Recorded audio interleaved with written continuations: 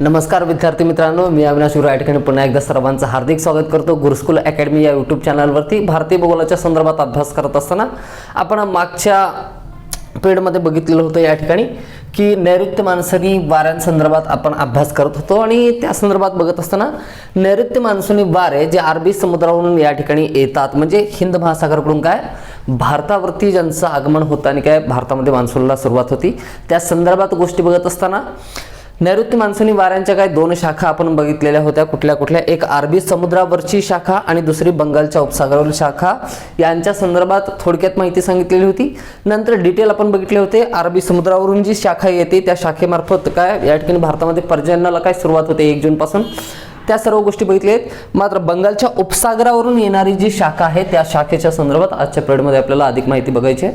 तर चला तर मग सुरुवात करतो. आजचा जो टॉपिक आहे कुठला, नैऋत्य मान्सूनी वाऱ्यांची बंगालच्या उपसागरावरील जी शाखा आहे त्या शाखेच्या संदर्भात आपल्याला काय करायचं आहे, अधिक माहिती बघायची आहे. बघा, हिंद महासागरावरील मान्सूनचं आगमन भारतामध्ये होतं का बरं, आणि हा मान्सूनचा कालावधी कुठून कुठंपर्यंत होता, 1 जून पासून ते 15 सप्टेंबर पर्यंतचा कालावधी होता. तर या महत्त्वाच्या ज्या गोष्टी होत्या तर यांच्याबद्दल पूर्णपणे सविस्तर चर्चा झालेली होती. भारताच्या मध्यभागी कर्कवृत्त आहे, ITCZ भारताच्या काय वायव्य भागामध्ये येऊन स्थित होतो, मग तो प्रभावशाली बनत कसा जातो आणि काय मान्सूनच्या आगमनाला सुरुवात कशी झालेली होती, या सर्व गोष्टी बघितलेल्या आहेत. फक्त भारतावरती बंगालच्या उपसागरावरून येणारी जी शाखा आहे त्या शाखेचा प्रभाव कोणत्या कोणत्या क्षेत्रामध्ये पडतो, त्यामुळे कोणत्या कोणत्या भागांमध्ये पर्जन्य होतं, किती पर्जन्य होतं, या सर्व गोष्टी बघायच्या आहेत आपल्याला. बाकीची सर्व कारण मीमांसा जी आहे ती आपल्याला माहिती आहे असं मी सपोज करतो. लास्ट पिरियड जो व्हिडिओ आहे तिथपर्यंत तुम्ही काय संपूर्ण सिरीज कंप्लीट बघितलेली असेल आणि हा त्याच्या पुढचाच त्याचा सिक्वल म्हणता येईल आपल्याला. बघा, आपण अशा पद्धतीने बघितलेलं होतं की 1 जूनला ज्यावेळेस काय अरबी समुद्रावरील शाखा जी आहे तर तिचं आगमन 1 जूनला कुठं होतं, जो मलबारचा किनारा आहे केरळच्या किनाऱ्यावरती, तर त्या मलबारच्या किनाऱ्यावरती आगमन होतं आणि त्या ठिकाणी काय त्याला मान्सून धमाका म्हणतो किंवा आपल्याला असं म्हणतो मान्सूनचा विस्फोट असं म्हणता येईल. तर हे बघितलेलं होतं. त्याच्यानंतर ग्रॅज्युअली काय जसं जसं काय तारीख वाढत जाते, म्हणजे 1 जूनच्या नंतर 10 जूनपर्यंत या ठिकाणी काय 10 ते 15 जूनपर्यंत संपूर्ण पश्चिम घाट जो आहे, जो तिथं सह्याद्री असेल, सह्याद्री पर्वत असेल, त्याच्यानंतर हा निलगिरी पर्वत असेल आणि त्याच्यानंतर हा अण्णामालईच्या डोंगररांगा ज्या होत्या त्या संपूर्ण काय पश्चिम घाटाच्या पश्चिम किनाऱ्यावरती काय प्रतिरोध प्रकारचं पर्जन्य पडतं, हे सुद्धा बघितलेलं होतं. त्याच्यानंतर गुजरातमधील गीर आणि मांडव ज्या टेकड्या आहेत तर त्या टेकड्यांमध्ये सुद्धा, म्हणजे गुजरातचा जो सौराष्ट्राचा क्षेत्र आहे त्या ठिकाणी सुद्धा प्रतिरोध प्रकारचं पर्जन्य पडतं, या सुद्धा गोष्टी बघितलेल्या होत्या. आणि अशा पद्धतीने पश्चिम घाट ओलांडल्याच्या नंतर पर्जन्याचं प्रमाण जसं जसं काय वारे पुढे जातील तसं या ठिकाणी कमी होत जातो, या गोष्टी बघितलेल्या होत्या. तुम्हाला म्हणजे या सर्व आठवतील, मग आपल्याला काय स्टार्ट करता येईल.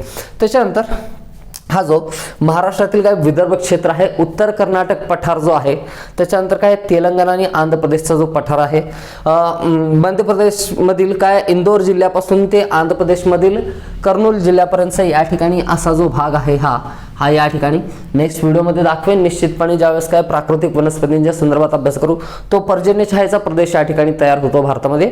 आणि या अरबी समुद्रावरील काय शाखेमार्फत काय त्याच्यानंतर प्रतिरोध प्रकारचा पर्जन्य जो आहे तर ते पडण्यासाठी या ठिकाणी काय जी भूरचना आहे भारतातील ती एक प्रकारे अनुकूल ठरलेली आहे. असं म्हणता येईल की भारतातील ही जी डोंगर रचना आहे, ही जी भूरचना आहे बघा, ती एक प्रकारे भारतातील पर्जन्याला नियंत्रित करते. पर्जन्याचे प्रकार जे आहेत ते बघितल्यानंतर तुम्हाला व्यवस्थितपणे काय समजेल. तर याच्यानंतरचे जे व्हिडिओ आहेत, हा शेवटचा व्हिडिओ असेल भारतीय मान्सूनच्या संदर्भात. याच्यानंतरचा व्हिडिओ आपल्याला बघायचा आहे जे पर्जन्याचे काय प्रकार केलेले आहेत. एक आहे प्रतिरोध प्रकारचं पर्जन्य, दुसरा आहे आरोह प्रकारचं आणि तिसरा आहे आवर्त. भारतामध्ये एकूण पर्जन्यापैकी जवळपास 95% पर्जन्य हे कोणत्या प्रकारचं, प्रतिरोध प्रकारचं पर्जन्य पडतं असं सांगितलेलं होतं. भारतामध्ये 3ही प्रकारचे काय पर्जन्य पडतात, याच्याबद्दल काय पूर्णपणे सविस्तर विश्लेषण मी केलेलं आहे. तर ते व्हिडिओ बघितल्याच्या नंतर तुम्हाला काय लक्षात येईल त्या ठिकाणी. बघा, या ठिकाणी तर काय म्हणता येईल, तर भारतामध्ये असलेले या ठिकाणी विंध्य पर्वत असेल, त्याच्यानंतर काय मैकल पर्वत आहे, सातपुडा पर्वत आहे, सातमाळा अजिंठा आहे, हरिश्चंद्र बालाघाट असेल, महादेव डोंगररांगा असतील, तर या सर्व डोंगर रांगांमुळे भारताच्या काय या द्वीपकल्पी प्रदेशावरती सुद्धा काय अरबी समुद्रावरून जी शाखा येते त्यांच्यामार्फत पर्जन्य पडतं आणि इथून सुद्धा निसटून पुढे जे वारे निघून जातात त्यांना अडवण्यासाठी त्यांच्या मार्फत काय त्यांच्यापासून काय मोठ्या प्रमाणात प्रतिरोध प्रकारचं पर्जन्य प्राप्त करण्यासाठी विशाल काय असं काय हा 2500 किलोमीटरचा आणि 400 मीटर रुंदी असलेला काय हिमालय स्थित आहे. हिमालयाच्या शिवालिकच्या पायथ्याशी सुद्धा काय पर्जन्य पडतं. अरबी समुद्रावरील काय शाखांमार्फत काय या सर्व भागांमध्ये पर्जन्य पडतं. पूर्व किनाऱ्यावरील या ठिकाणी काय जो किनारी प्रदेश आहे पूर्वेकडील त्या किनारी प्रदेशामध्ये मात्र काय या नैऋत्य मान्सूनी वाऱ्यांपासून पर्जन्य पडत नाही, केवळ या भागामध्ये असं आपल्याला म्हणता येईल. तर बघा ज्यावेळेस आपण काय बंगालच्या उपसागरावरील काय शाखेच्या संदर्भात काय डिस्कस करू त्यावेळेस आपल्याला असं सांगता येईल. बघा एक आपण कोरिओलिस बल बघितलं होतं, म्हणजे विषुववृत्ताला ज्यावेळेस काय हे मौसमी वारे ओलांडतात त्यामुळे त्यांची दिशा बदलून कशी होते नैऋत्येकडून काय ईशान्येकडे काय प्रवाहित व्हायला लागतात. त्याचाच परिणाम म्हणून अरबी समुद्रावरील जी काय वाऱ्यांची शाखा आहे ती या ठिकाणी बंगालच्या उपसागरावरील जी शाखा आहे ती सुद्धा प्रवाहित होत असताना नैऋत्येकडून काय ईशान्येकडे प्रवाहित होते. आणि याचा एक प्रभाव असा पडतो की हे जे ईशान्य दिशेकडे वाहणारे वारे आहेत बंगालच्या उपसागरावरील ते पूर्व किनाऱ्याला काय समांतर निघून जातात. तर बंगालच्या उपसागरावरून वाहणाऱ्या वाऱ्यांमुळे पूर्वेकडील किनाऱ्यावरती मग कुठलाही किनारा असेल तो या ठिकाणी ओरिसाचा किनारा असेल, आंध्र प्रदेशचा असेल किंवा तामिळनाडूचा असेल यांच्या किनारी प्रदेशामध्ये पर्जन्य पडत नाही. त्याच्यानंतर बघा बंगालच्या उपसागरावरील जी शाखा काय प्रवाहित होऊन काय ईशान्य दिशा जाते तर थेट ते वारे कुठं पोहोचतात या ठिकाणी जो शिलांग पठार आहे या शिलांग पठारावरती पोहोचतात. आता तथ्यांच्या संदर्भात जर सांगायचं झालं बघा राज्यांच्या अंतर्गत एक राज्य मी सांगितलेलं होतं. कोणतं राज्य होतं या ठिकाणी मी दाखवतो. राज्यांच्या अंतर्गत सांगितलेलं या ठिकाणी राज्य होतं. या ठिकाणी अशा पद्धतीने काय आहे आपल्याला काय हा आसाम राज्य सांगता येईल ज्याचा की विस्तार दक्षिणेपर्यंत झालेला आहे आणि राज्याच्या अंतर्गत हा राज्य आहे कुठला मेघालय.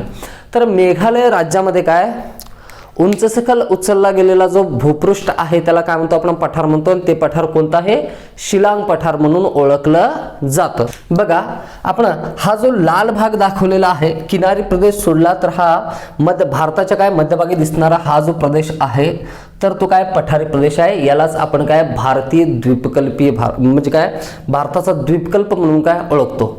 बघा या भारतीय द्वीपकल्पाचा विस्तार जो पूर्वेकडे आहे या ठिकाणी आपण दाखवला होता पश्चिम बंगालमध्ये कुठल्या राजमहलच्या टेकड्या आणि या राजमहल टेकड्यांचाच विस्तार कुठपर्यंत झालेला आहे मेघालय राज्यापर्यंत झालेला आहे. शिलांग पठार हे राजमहल टेकड्यांचाच काय विस्तार या ठिकाणी काय आहे असं आपल्याला म्हणता येईल. हे प्राकृतिक भारत ज्यावेळेस काय शिकवत होते त्यावेळेस त्याच्यामध्ये काय संपूर्ण झालेलं आहे. तर या शिलांग पठारावरती सुद्धा आणखीन काय उंच उचललेले काही पठार आहेत काही पठारी भाग आहेत तीन. कोणते महत्वाचे गारो खासी आणि जयंती या पश्चिमेकडून काय पूर्वेकडे जर आपण विचार केला तर परीक्षेमध्ये काय खूप वेळा प्रश्न विचारला गेलेला आहे. जे पठारी मेघालयमधील काय पठारांची काय नावं सांगायची पूर्वेकडून पश्चिमेकडे किंवा पश्चिमेकडून पूर्वेकडे. पश्चिमेकडून बघत असताना कोणती असतील गारो खासी आणि जयंती. बघा बंगालच्या उपसागरावरून वाहणारे वारे थेट कुठे शिलांग पठारावरती पोहोचतात. तर ज्या काही ठिकाणी 3 पठार आहेत शिलांग पठारावरती गारो खासी आणि जयंतिया तर या पठारावरती काय प्रतिरोध प्रकारचं त्या ठिकाणी पर्जन्य पडतं. आणि त्यापैकी सुद्धा 3ही पठारांच्या बाबतीत जर तुलना केली तर खासी पठारावरती सर्वाधिक पर्जन्य पडतं. ज्या की ठिकाणी 2 महत्त्वपूर्ण ठिकाणे आहेत. कुठले एक आहे चेरापुंजी आणि दुसरा आहे मौसिनराम. एक आहे कोणतं चेरापुंजी आणि दुसरा आहे कोणतं मौसिनराम. तर ही 2 ठिकाणं आहेत ज्या की ठिकाणी फक्त भारतातीलच नाही तर एकूण जगातील सर्वाधिक पर्जन्य पडतं. बघा 2 प्रकारे या ठिकाणी काय आपल्याला काय पर्जन्य मापन करतात. वार्षिक पर्जन्य जे आहे चेरापुंजी आणि मौसिनराम मधलं ते जवळपास किती आहे 1080 सेंटीमीटर इतकं वार्षिक पर्जन्य पडतं. आकड्यांवरती जायचं नाही. काही पुस्तकांमध्ये दिलेलं असेल 1120 दिलेलं असेल, काही पुस्तकांमध्ये काय 1080 असेल, 1075 असेल किंवा 1130 असेल. तर जर जो स्टॅटिक डेटा आहे त्या स्टॅटिक डेटावरती काय क्वेश्चन विचारलेला नसतो, आपल्याला विचारलेला असेल की सर्वाधिक पर्जन्याचं ठिकाण कोणतं आहे, तर हे मी सांगून सुद्धा झालेलं आहे. आणि विषुववृत्तीय काय प्रदेशामध्ये येत नसून सुद्धा बघा हे स्थान कुठं आहे, कर्कवृत्तावरती आहे. वर्षभर पर्जन्य जे पडतं विषुववृत्तीय काय प्रदेशामध्ये आरोह प्रकारचं जे आहे ते वर्षभर पर्जन्य पडतं. भारतामध्ये मात्र काय वर्षभर पर्जन्य पडतं काय या ठिकाणी नाही. भारतामध्ये मौसमी प्रकारचं पर्जन्य पडतं जे की फक्त 4 महिन्यांच्या कालावधीमध्ये पडत असतं. मग जगातील सर्वाधिक पर्जन्य जे आहे तर ते ब्राझीलच्या काय अमेझॉनच्या खोऱ्यामध्ये किंवा दक्षिण आफ्रिकेमधील काँगोच्या खोऱ्यामध्ये पडायला हवं, मात्र पडतं कुठं, भारतामध्ये पडतं. तर ते पडण्याची कारण काय काय आहेत ते मी काय व्यवस्थितरित्या आपण काय समजून घेतलेले आहेत. ज्यावेळेस काही या पठारांचा आपण अभ्यास करत होतो त्यावेळेस काय सर्व गोष्टी सांगितल्या आहेत. तर मला सांगायचं आहे तर या दोन्हीपैकी सध्या सर्वाधिक पर्जन्याचं ठिकाण कोणतं आहे, चेरापुंजी आहे की मौसिनराम आहे. आलं तर सर्वाधिक पर्जन्य किती 1080 सेंटीमीटर पडतं. बघा पर्जन्याचे दिवस तर आणखीन या ठिकाणी मलबारच्या किनाऱ्यावरती जास्त आहेत. 1 जूनला ज्यावेळेस काय अरबी समुद्रावरून काय बाष्पयुक्त वारे या ठिकाणी आले तेव्हापासून काय होतं, या मलबारच्या किनाऱ्यावरती केरळचा जो किनारी भाग आहे त्या किनारी भागामध्ये काही नेहमी पर्जन्य पडतं. मात्र वार्षिक पर्जन्याचं प्रमाण किती आहे त्या ठिकाणी मलबारच्या किनाऱ्यावरती, मलबारच्या किनाऱ्यावरती वार्षिक पर्जन्याचं प्रमाण आहे जवळपास 250 सेंटीमीटर इतकं. तर त्याच्यानंतर मला सांगायचं आहे या पश्चिम घाटावरील सर्वाधिक पर्जन्याचं ठिकाण कोणतं आहे, वार्षिक किती सेंटीमीटर पर्जन्य त्या ठिकाणी पडतं हे कमेंट बॉक्समध्ये कळवायचं आहे. तर आपल्याला काय या गोष्टी मदत करतील अशा पद्धतीने. तर बघा तर अशा पद्धतीने या ठिकाणी रचना आहे की हे जे वारे आहेत या गारो खासियन जयंतिया किंवा एकत्रितपणे काय शिलांग पठाराला ओलांडून काय पलीकडे जाणार नाहीत, म्हणजे आसाम राज्यामध्ये. आसाम राज्यामध्ये सुद्धा तर पर्जन्य होतं. अशा पद्धतीने या ठिकाणातून काय वाहून येणारी जी नदी आहे आपण बघितली होती कोणती, या ठिकाणी ब्रह्मपुत्र नदी आहे जी अरुणाचल प्रदेश म्हणून काय आसाममध्ये प्रवेश करते आणि मग कुठं पश्चिम काय बांगलादेशमध्ये प्रवेश करते. तर ब्रह्मपुत्राच्या खोऱ्यामध्ये सुद्धा तर काय या बंगालच्या खाडीवरून येणारे बंगालच्या उपसागरावरून येणाऱ्या काय नैऋत्य मोसमी वाऱ्यांपासून काय पर्जन्य पडतं. तर या ठिकाणातून तर वारे प्रवेश करणार नाहीत. बघा एक शाखा अशा पद्धतीने हा जो शिलांग पठाराच्या दक्षिणेकडील जो भाग आहे जिकडं आसाम राज्याचा विस्तार झालेला आहे या ठिकाणी दिसतंय, तर ही आहे सुरमा घाटी. वाऱ्यांना प्रवेश करण्यासाठी जर जागा असेल तर वारे प्रवेश करतील या ठिकाणी. बघा एक प्रकारे असं म्हणता येईल हा संपूर्ण भाग जो आहे या ठिकाणी त्रिपुरा असेल, मिझोराम असेल, नागालँड असेल, अरुणाचल प्रदेश असेल, हे पर्वतमय प्रदेश आहेत. तर यांना वारे ओलांडू शकत नाहीत. वाऱ्यांना ज्या ठिकाणातून काय जागा मिळेल ही सुरमा घाटी जी आहे आसाम राज्याच्या दक्षिणेकडील जो भाग आहे, तर या दक्षिण आसाममधल्या सुरमा घाटीतून वारे अशा पद्धतीने प्रवेश करतात आणि कुठं पोहोचतात, ब्रह्मपुत्रा नदीच्या खोऱ्यामध्ये पोहोचतात आणि त्या ठिकाणी काय खूप मोठ्या प्रमाणात काय पर्जन्य पडतं. आणि ब्रह्मपुत्रेच्या खोऱ्यामध्ये पोहोचल्याच्या नंतर तीनही बाजूंनी काय पर्वत शिखरे आहेत, तीनही बाजूंनी सिक्कीम आहे, त्याच्यानंतर हा भूटान आहे, अरुणाचल प्रदेश आहे, या ठिकाणी काय म्यानमारला लागून हे सर्व राज्य जे आहेत हिमालयाचा विस्तार अशा पद्धतीने काय अराकानियोमा पर्वतांच्या स्वरूपात झालेला आहे ना. तर या पर्वतांमुळे काय वारे अशा पद्धतीने कोणत्या दिशेला वळतात, पश्चिम दिशेला काय वळतात आणि या ठिकाणी कुठं ब्रह्मपुत्रा नदीच्या काय खोऱ्यामध्ये खूप मोठ्या प्रमाणावर काय पर्जन्य पडतं. आणि एकूणच आपल्याला असं म्हणता येईल की हा जो पूर्वांचल भारत आहे, अरुणाचल प्रदेश जर सोडला, संपूर्ण प्रदेशामध्ये या बंगालच्या उपसागरावरून येणाऱ्या वाऱ्यांमुळे काय होतं पर्जन्य पडतं. आणि नंतर हे वारे जे आहेत अशा पद्धतीने काय शिवालिकला समांतर काय वाहतात आणि शिवालिकच्या पायथ्याशी कमी अधिक प्रमाणात काय पर्जन्य देतात. जेवढी त्यांची काय बाष्पधारण क्षमता आहे तेवढ्या प्रमाणात काय पर्जन्य त्या ठिकाणी काय पडतं. दुसरा पॉइंट, बंगालच्या उपसागरावरून येणाऱ्या वाऱ्यांची एक शाखा जी आहे या ठिकाणी आपण बघितलं होतं उत्तर प्रदेशमधून गंगा नदी निघाल्याच्या नंतर, या ठिकाणी उत्तराखंडमधून गंगा नदी निघाल्याच्या नंतर उत्तर प्रदेश, त्याच्यानंतर बिहार, झारखंड आणि पश्चिम बंगाल राज्य करत करत बांगलादेशमध्ये प्रवेश करते. बांगलादेशमध्ये प्रवेश करण्याच्या अगोदर गंगा नदीची एक प्रमुख वितरिका बघितलेली होती, कोणती, हुगळी नदी. तर आणि हे पण सांगितलं होतं की हुगळी नदीच्या मुखावाटेस काय मोठी मोठी जहाजे जी आहेत कलकत्ता शहरामध्ये जातात. कलकत्ता शहर हे ॲक्च्युअलमध्ये कुठं, जो बंगालचा किनारा आहे या ठिकाणी, तर किनाऱ्यावरती नाही तो आतमध्ये आहे, किंवा कलकत्ता हे शहर जे आहे हुगळी नदीच्या किनाऱ्यावरती आहे असं सांगितलेलं होतं. बंगालच्या उपसागरावरून काय वाहणारी एक शाखा जी आहे, या ठिकाणी आपण कुठली नदी बघितली, हुगळी नदी. हुगळी नदीच्या मुखावाटे ती अशा पद्धतीने काय उत्तर भारतीय मैदानाकडे काय प्रवाहित होते.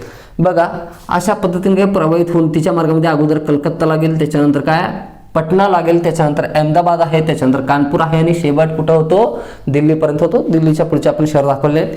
एवढे शहर काय या बंगालच्या खाडीवरून येणारी जी शाखा आहे याच्या मार्गामध्ये पडतात. आणि पुढे गेल्याच्या नंतर दिल्लीच्या पुढे गेल्याच्या नंतर आरवली पर्वत सुद्धा काय हे जे काय प्रवाह आहेत, हे जे वारे आहेत, या वाऱ्यांच्या काय मार्गामध्ये आडवे येतात.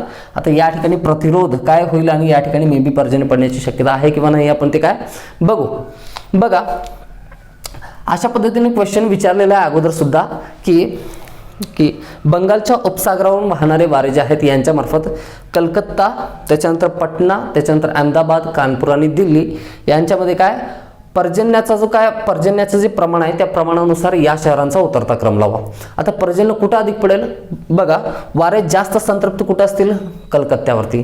पुढे जसं जसं काय उत्तर भारतामध्ये काय पश्चिमेकडे काय प्रवाहित होतील तसं तसं त्यांच्यातील जी बाष्पधारण क्षमता आहे ती कमी कमी होत जाते. आणि अशा पद्धतीनं आपल्याला म्हणता येईल की ग्रॅज्युअली या ठिकाणी काय पर्जन्याचं प्रमाण काय होत जाईल, कमी होत जाईल. तर कलकत्त्यामध्ये वार्षिक या ठिकाणी किती, कलकत्ता जो आहे कलकत्त्यामध्ये वार्षिक 150 सेंटीमीटर इतकं पर्जन्य पडतं. त्याच्यानंतर जो पटना आहे, पटनामध्ये या ठिकाणी वार्षिक 100 सेंटीमीटर इतकं पर्जन्य पडतं. त्याच्यानंतर अहमदाबादमध्ये या ठिकाणी किती,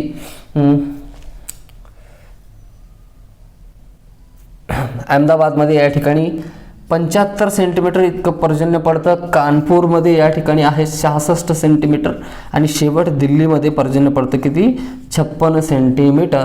म्हणजे आपल्याला म्हणता येईल महत्तम बंगालच्या उपसागरावरील काय शाखेमार्फत काय दिल्लीपर्यंत पर्जन्य पडतं. दिल्ली शहराच्या पलीकडे गेल्याच्या नंतर या ठिकाणी आरवली पर्वते ज्यावेळेस काय त्यांच्या मार्गामध्ये येतात, त्यांच्या पट्ट्यामध्ये येतात, त्या ठिकाणी मात्र काय बिलकुल पर्जन्य पडत नाही. शेवट पर्जन्य कुठं पडतो, या ठिकाणी दिल्लीपर्यंत पडतो. तर अशा पद्धतीने या वाऱ्यांमार्फत पर्जन्याचं प्रमाण कसं होत जातं, कमी कमी होत जातं. इथं पण लक्षात आलेलं असेल सगळ्यांना. याच्यानंतर बघा आपण एक गोष्ट या ठिकाणी तुम्हाला सांगितलेली होती की हे जे काय वारे काय अशा पद्धतीने उत्तर भारतामधून काय वाहतात. मी सांगितलं होतं उत्तरी गोलार्धामध्ये या ठिकाणी फेरलच्या नियमानुसार या ठिकाणी वारे जे आहेत ते आपल्या काय उजवीकडे वाहतात असं सांगितलेलं होतं. आणि उजवीकडे वाहत असल्यामुळे हे जे वारे आहेत अशा पद्धतीनं कुणीकडे वळतील, या ठिकाणी जो शिवालिक आहे शिवालिकच्या पायथ्याकडे काय प्रवाहित होण्याचा प्रयत्न करतात. मग याचा परिणाम असा होतो उत्तर प्रदेश आणि बिहारमध्ये स्थित जो बुंदेलखंडचा प्रदेश आहे तो अगदी शुष्क राहिलेला आहे. म्हणजे या वाऱ्यांमार्फत थोडंसं पर्जन्य जे आहे तर ते कोणत्या उत्तर दिशेला पडेल. म्हणजे वारे शिवालिक पर्वताकडे वळतात आणि शिवालिकच्या पायथ्याला त्या ठिकाणी प्रतिरोध प्रकारचं पर्जन्य पडतं आणि पर्जन्याचं प्रमाण काय या अरबी समुद्रावरील शाखेमार्फत सुद्धा काय शिवालिकच्या पायथ्याशी पर्जन्य पडत होतं. आता या बंगालच्या काय शाखेमार्फत सुद्धा काय पर्जन्य पडतंय. मात्र या ठिकाणचा जो उत्तर प्रदेश आणि बिहारमध्ये स्थित असलेला बुंदेलखंडचा प्रदेश आहे तो शुष्क राहिलेला आहे. त्या ठिकाणी अगदी तो मागासलेला भाग राहिला, पर्जन्य नसेल. आणि भारतातील काय अर्थव्यवस्थाच कशावरती डिपेंड आहे, पर्जन्यावरती. एक कृषी प्रधान देश ज्यापैकी काय एकूण श्रमशक्तीपैकी 54% लोकसंख्या ज्या ठिकाणी प्राथमिक व्यवसायामध्ये गुंतलेली असेल आणि मग एखाद्या मोठ्या भूभागामध्ये जर विस्तीर्ण प्रदेशामध्ये जर पर्जन्य पडत नसेल, राजस्थान सारखे, बुंदेलखंड सारखे या ठिकाणी, आणि हा जो पर्जन्यशाहीचा प्रदेश आहे, तर अशा प्रदेशांमध्ये काय मागासलेपणा जास्त असण्याची काय शक्यता आहे. आणि त्याच्याबद्दल आपल्याला काय या ठिकाणी काय म्हणजे गोष्टी साहजिक असतील, नवल वाटण्यासारखं त्याच्यामध्ये काही नाही. तर हा या ठिकाणी तर ते काय म्हणतो यूपी आणि बिहारमध्ये असलेला बुंदेलखंड जो प्रदेश आहे तो शुष्क राहिलेला आहे. अशा पद्धतीने वारे शिवालिककडे वळतात आणि शिवालिकच्या पायथ्याशी काय पर्जन्य पडतं. मात्र बघा हे वारे ज्यावेळेस काय अशा पद्धतीने दिल्लीपर्यंत पोहोचतात, दिल्लीमध्ये काय 56 सेंटीमीटर इतकं खूपच अत्यल्प पर्जन्य आहे. 56 सेंटीमीटर इतकं काही काही वेळा काय पर्जन्य पडतं. मात्र ज्यावेळेस वारे दिल्ली ओलांडून पुढे जातात त्यावेळेस यांच्या मार्गामध्ये असणारा अरवली पर्वत जो आहे तर अरवली पर्वताच्या क्षेत्रामध्ये बिलकुल पर्जन्य पडत नाही. याची दोन प्रमुख कारणं आहेत. एक, संपूर्ण बाष्प बंगालच्या खाडीमधून गोळा केल्याच्या नंतर पर्जन्याचं प्रमाण कमी होत जातं आणि 56 सेंटीमीटर इतकं पर्जन्य पडल्याच्या नंतर दिल्लीच्या पुढं त्यांच्यामध्ये बाष्प शिल्लक राहतच नाही, आर्द्रताच शिल्लक राहत नाही, मॉइश्चरच राहत नाही, मग पर्जन्य कसं पडेल? आणि दुसरं कारण, हे झालं पहिलं कारण. दुसरं कारण बघा, आपण बघितलं होतं वारे ज्यावेळेस काय वातावरणामध्ये काय वरच्या दिशेने वाहायला लागतात त्यावेळेस काय होतो, एडियाबॅटिक तापमान ऱ्हास होतो आणि वारे ज्यावेळेस काय वातावरणाच्या काय खालच्या स्तरामध्ये वाहतील त्यावेळेस काय एडियाबॅटिक तापमान वृद्धी होते. सिंपल पॉइंट आहे, लक्षात घ्या. वारे ज्या वेळेस कुठं थोडीशी आर्द्रता म्हणजे बिलकुल कमी म्हणजे नगण्य आर्द्रता त्यांच्यामध्ये शिल्लक आहे समजू, तर हे वारे ज्यावेळेस काय अरवली पर्वताजवळ पोहोचतील, अरवली पर्वताचा जो क्षेत्र आहे तो वायव्य भारताचा क्षेत्र आहे आणि त्या ठिकाणी ऑलरेडी ITCZचा विकास झालेला आहे, तो प्रभावी आहे, म्हणून ही सर्व काय मौसमी क्रियाविधी चालू आहे. तर हे तर आपल्याला काय अगोदरच माहिती होतं. तर आता काय होतं, ITCZमुळे हे वारे जे आहेत तर यांचं तापमान काय वाढतं त्या प्रदेशामध्ये गेल्याच्या नंतर आणि वारे हलके बनतात. वारे हलके बनल्याच्या नंतर हे वातावरणाच्या वरच्या स्तरामध्ये जातील की खालच्या स्तरामध्ये? ऑब्विसली त्यांचं तापमान वाढल्याच्या नंतर ITCZच्या क्षेत्रामध्ये गेल्याच्या नंतर कमी दाबाचा पट्टा त्या ठिकाणी आहे, तर ते वारे वरच्या दिशेला वाहतील.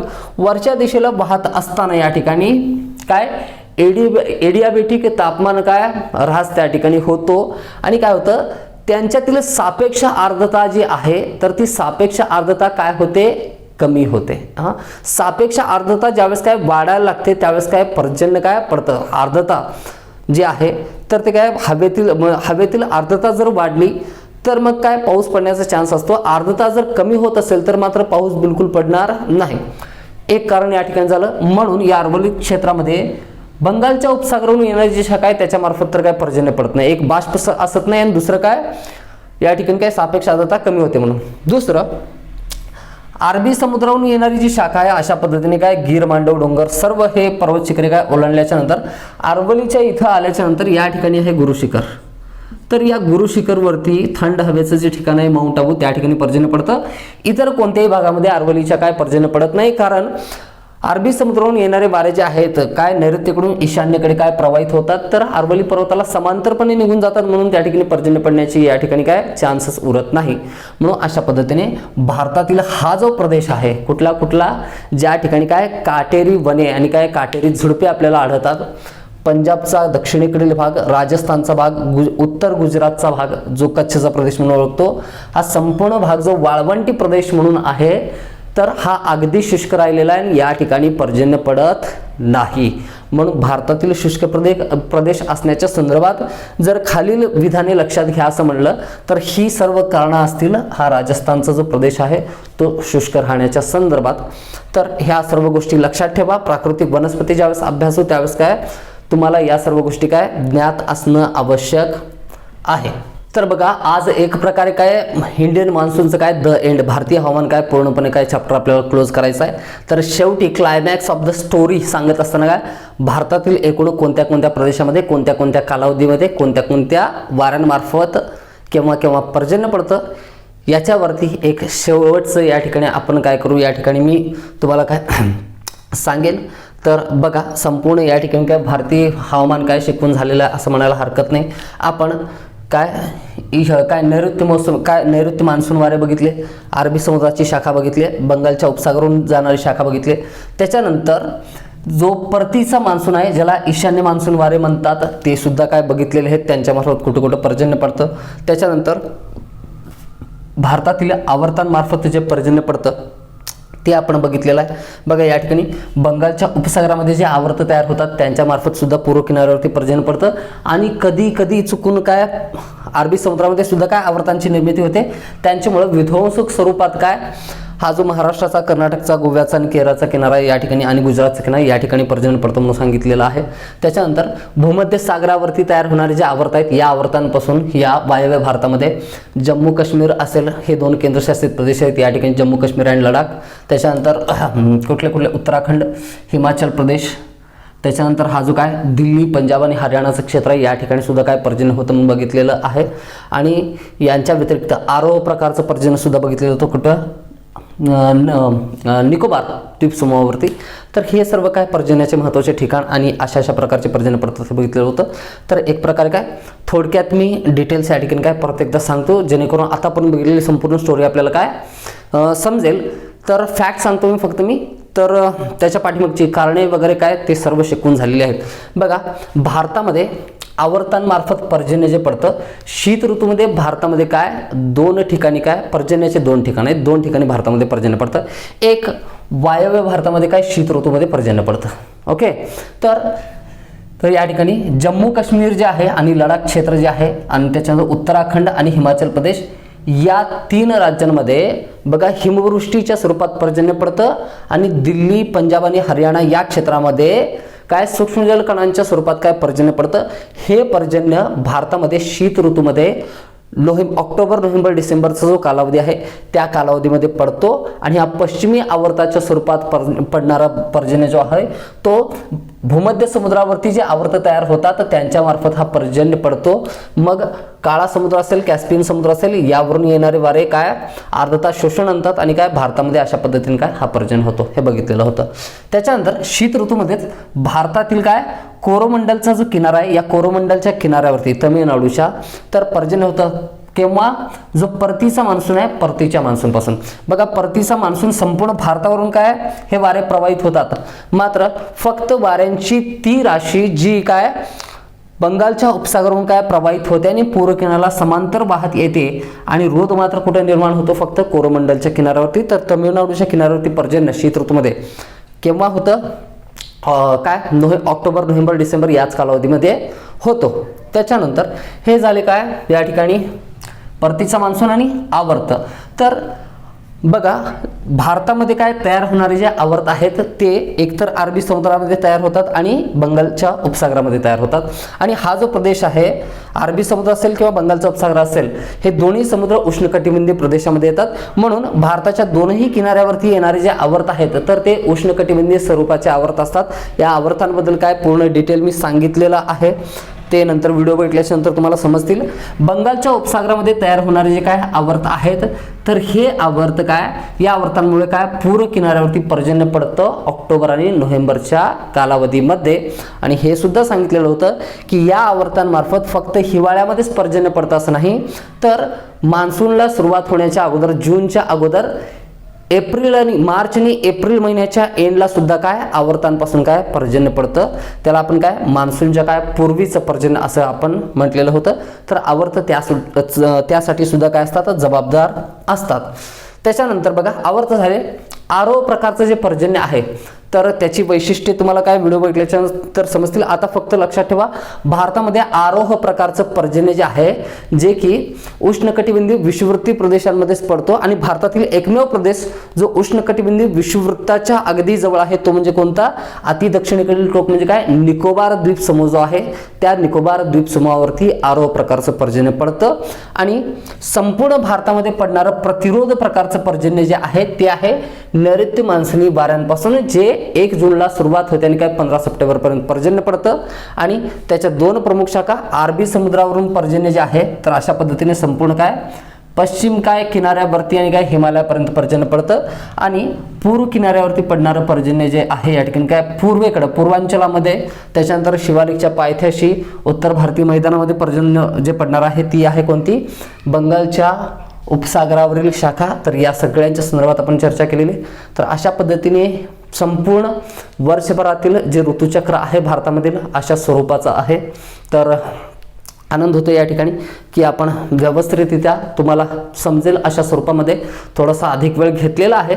मात्र याच्यानंतर चॅलेंज करतो कोणत्याही विद्यार्थ्याला जर भारतीय मान्सूनच्या संदर्भात जर शंका असेल तर मग विचारून बघा, किंवा जेवढं तुम्हाला या व्हिडिओच्या माध्यमातून काय आलेलं आहे तेवढं इतर कुठलंही काय पुस्तक वाचणाऱ्या विद्यार्थ्याला तुमच्यापेक्षा काय अधिक एक्सप्लेनेशन येत असतील, कन्सेप्च्युअल क्वेश्चन जर सॉल्व्ह करता येत असतील तर मी खरंच चॅलेंज करू शकतो. म्हणजे जे विद्यार्थी इथून शिकलेले आहेत त्यांना इतरांपेक्षा काही ना काही काय नक्कीच अधिक माहिती असणार आहे. आणि फक्त माहिती नाही, त्या गोष्टीचा उपयोग त्यांना काय खूप मोठ्या प्रमाणात काय खूप चांगला उपयोग काय कोणत्याही परीक्षेमध्ये होणार आहे. ती राज्यसेवा पूर्व असेल, राज्यसेवा मुख्य असेल, कंबाईनचा पेपर असेल, टॅक्स असिस्टंट असेल, कुठलाही असेल या ठिकाणी, तर लवकरात लवकर आपण काय पुढचे जे व्हिडिओ आहेत मी अपलोड करेन, अशाच पद्धतीने सहकार्य करायचा, अभ्यास करत राहायचं, नोट्स बनवायचा आहे आणि जे विचारलेले क्वेश्चन तुम्हाला आहेत ते कमेंट्समध्ये कळवायचं आहे. जर खरंच तुम्हाला असं वाटतंय की यातून तुमची तयारी होते, तर हंबली या ठिकाणी काय मला वाटतं की तुम्ही जास्तीत जास्त विद्यार्थ्यांपर्यंत याला शेअर करा, न विसरता लाईक करा आणि या ठिकाणी निरोप घेतो सगळ्यांचा. धन्यवाद. थँक्यू.